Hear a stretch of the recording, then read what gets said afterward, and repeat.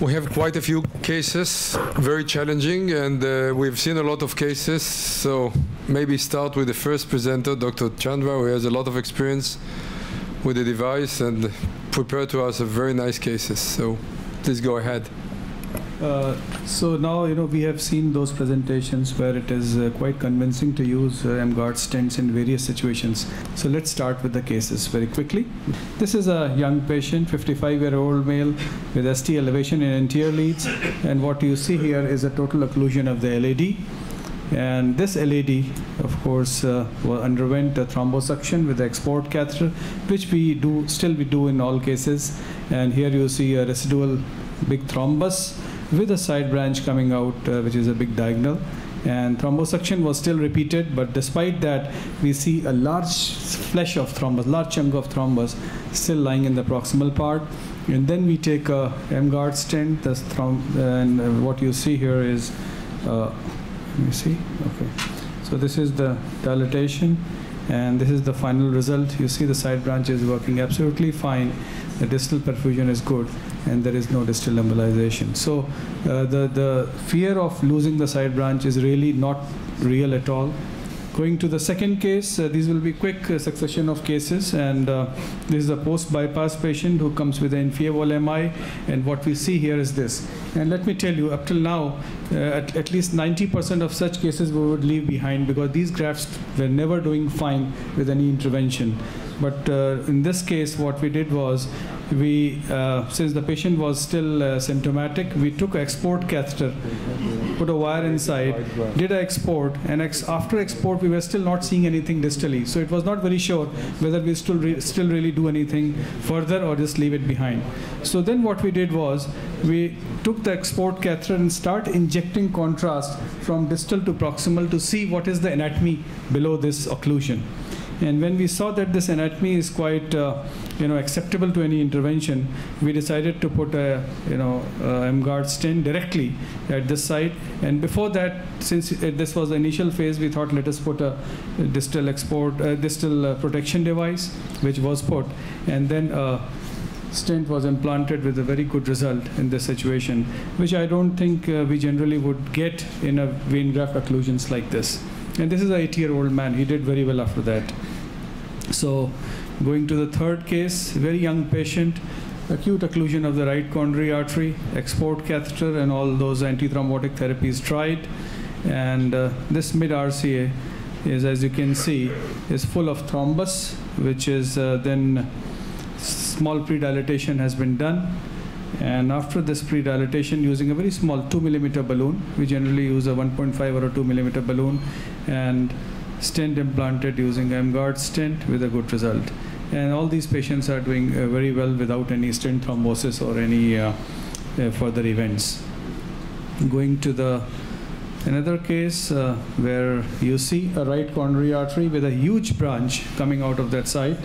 And in this case, we did an M-Guard stent where you can see that the side branch is well preserved. So these are the few examples which show that the side branch is really not a huge issue when we are using M-Guard stent, especially if the branch is a non-diseased branch. Going to another case, which is a total occlusion. Now this again, I don't know how many people will treat this kind of occlusion. If it is a chronic occlusion, definitely it is a no.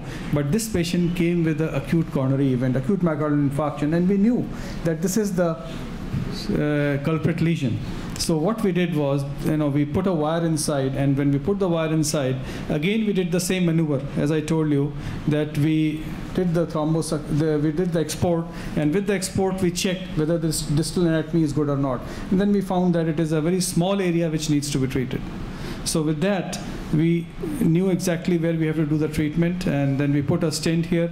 You see is an M-Guard stent in the proximal part, and there is still the distal tail of the thrombus which is lying there, but the flow is good.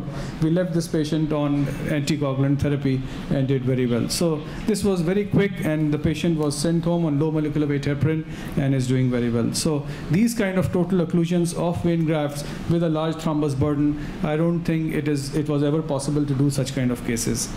Then going on to, this is Again, a right coronary occlusion. As you see, after the wiring, you see huge chunk of thrombus moving around in the middle part of the right coronary artery. It's a long thrombus, huge thrombus.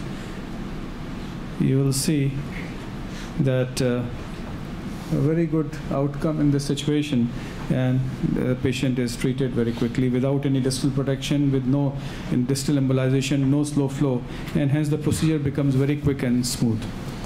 Again, right coronary artery occlusion. Here, this is what we get many times in India: large, these diffuse disease, young patients, and a large amount of thrombus.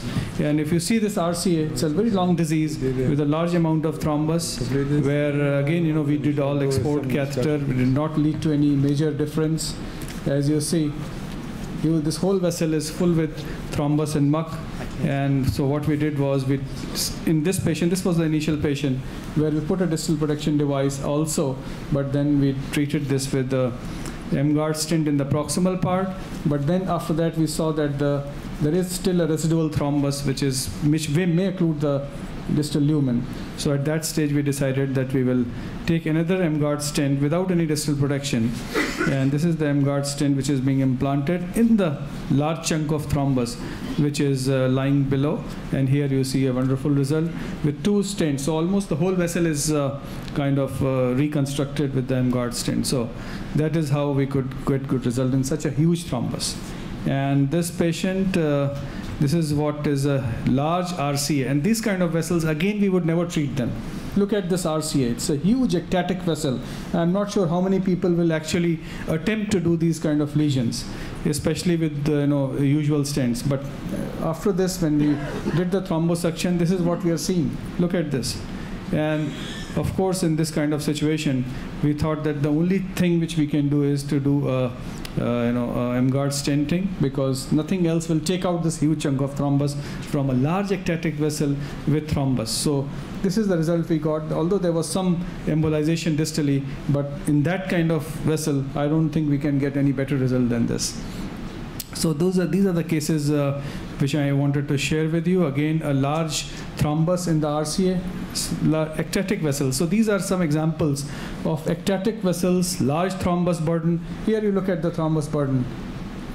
This is a really bad case, and in these cases, again, the results are quite poor.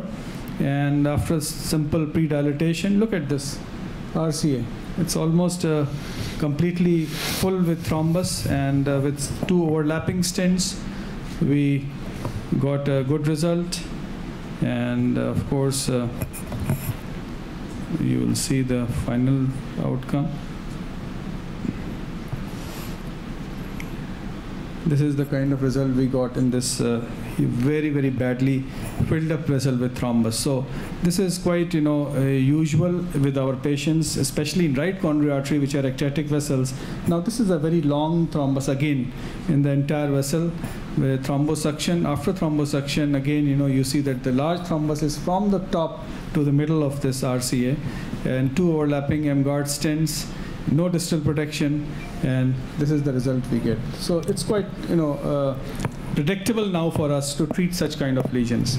So with this, I think we have discussed most of the cases. This is one of the vein grafts which we did during a live case for the Singapore Live meeting. We were doing this, and again, this was a very bad vein graft. As you can see here, look at this vein graft, and without any distal protection, we did the stenting.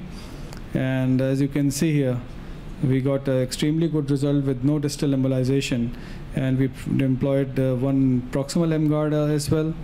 And of course, the result was very acceptable, and with a very good distal flow in the LAD.